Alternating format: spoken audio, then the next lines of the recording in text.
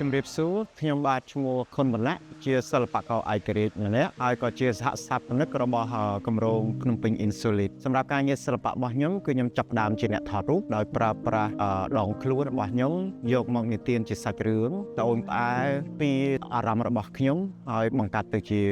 ទាំងទស្សនីយភាពហើយយកមកបង្ហាញដល់ទស្សនិកជនចំពោះខ្ញុំពេលដែលឃើញមានគម្រោងរបស់ Art for Cap វាជា platform មួយដែលអាចជួយទៅដល់សិល្បករក្នុងស្រុកអាចបញ្ចេញពីគំនិតបញ្ចេញពីការបង្កើតថ្មីបង្ហាញពីអារម្មណ៍បង្ហាញពីសាច់រឿងដែលគាត់ចង់យកមកនិយាយបង្ហាញដោយឆ្លុះបញ្ចាំងឬក៏ដោយចូលរួមជាមួយនឹងសហគមន៍ដែលនៅក្នុង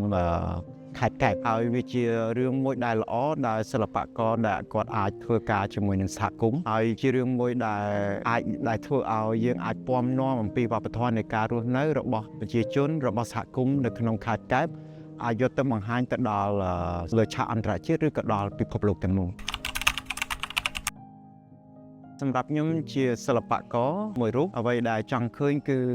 សិល្បករយើងទាំងអស់គ្នាអាចមានកន្លែងឬក៏មានអ្នកដែលជួយជំរុញដែលធ្វើឲ្យយើងអាចបំផុសនៅគំនិតនៃការបង្កើតថ្មីបង្ហាញពីស្នាដៃដែលយើងប្រឹងប្រែងធ្វើវាឡើងហើយចង់ឃើញពីការរួបរวมគ្នាដើម្បីទៅជាសម្លេងមួយដើម្បីជួយទៅដល់ប្រជាជនយើងទៅជួយដល់សហគមន៍យើងបង្ហាញពីវប្បធម៌នៃការរស់នៅដ៏សម្បូរបែបរបស់ប្រជាជនខ្មែរយើងហើយអ្វីដែលចង់ឃើញបន្ថែមទៀតនោះគឺការចូលរួមពី